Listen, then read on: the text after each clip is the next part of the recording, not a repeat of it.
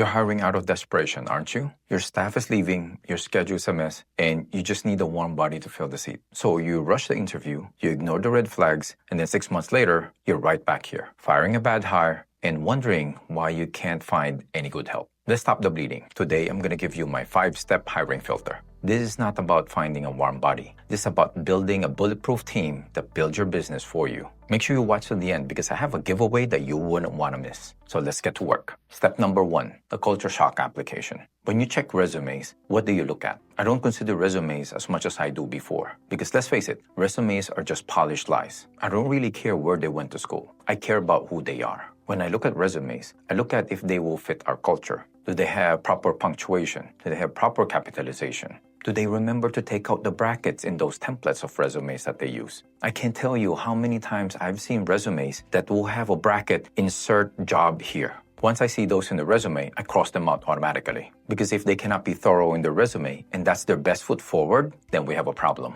They will not fit in my team. We just don't share the same values. Did they just list a set of jobs that they had in the past? I don't really give that much weight to that. What I'm looking for are the results that they have brought when they were working in those jobs. What were they able to contribute and do for those companies? Step number 2, the phone interview. In the phone interview, I want to know if they have a sense of awareness. When they pick up the phone, are they in a noisy environment or are they in a quiet environment? I have spoken to a lot of applicants who will pick up the phone and do a phone interview while in the subway. You hear people talking, you hear the train passing in the background. I understand that sometimes when they pick up the phone, they're not in the best location to talk to you, but they don't have the awareness to tell you that they can continue the call once they're in a more quiet environment. That is very crucial to me. And when I call them, they're usually not prepared for an interview. That's when I go through some of the things that they wrote in the resume. I check for inconsistencies. Because if what they wrote in the resume is true, then that should be the story that they will tell me. I've had numerous applicants who, when I ask them about some of the things in their past jobs, they tell me a whole different story.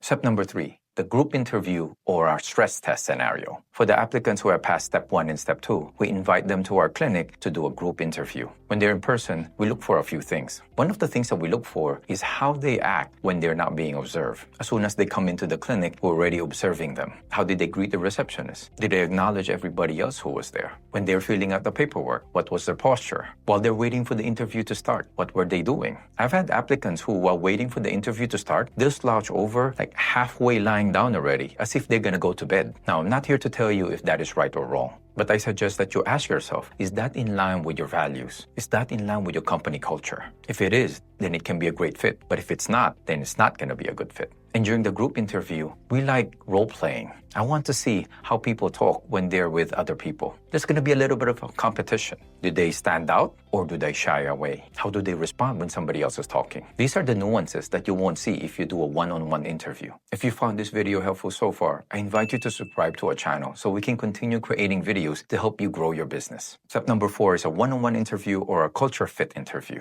In this interview, I want to know more about the applicant, who they are, what their background is, and see if that will be a good fit to our culture and our values. I go through some of the technicalities such as gaps in the employment history or when are they available to start. But most of the questions that I have are open-ended. I want to know what their values are and if those values are similar to the values of my company. I want to know what type of companies will be the best fit for them. I ask them about times that they had conflict with customers or coworkers and how they handled those. I also ask future-paced questions. I ask applicants 5 years from now, where do they see themselves? How do they see if getting this job will fit into that plan? If they're to leave the company in 1 year, what will the most probable reason be? These are examples of questions that I ask so I can know them better. And in that situation, I also look at the body language when they're speaking. Are they looking at me in the eyes? Do they look to the side most of the time? Maybe they cannot maintain eye contact. I take note of all these things. If I think that they might be a good fit for my company, I ask them to come back for step 5, which is the work interview. At this point, they have went through several stages of the interview process already. Applicants who don't really want the job would have fallen off. This is one of the tests where I see how badly do they want the job. And in the work interview, that's when they get to meet my team. We want to see how they react and engage with other people, their future coworkers. This is an important part of our interview process because my team has to say who they will be working with. Each one of my staff will give me feedback of their interaction with the applicant and what they think. Do they think the person will be a good fit for our company? I like this because my staff are the ones who's going to be working with the person the most. So I think it's just right that they have a say on who we are hiring. And once the applicant passes through all these stages with flying colors, that's the time that we make the offer. This 5-step process is the only reason I can leave my clinic and know that we are serving our community, work is getting done, and the company is growing without me. If you want the exact questions that I use in the interview process, check out the link in the description below. Now that you've got these A players, you have to know how to train them so they never want to leave. That will give you the time and financial freedom in your business. Watch the next video for more tips.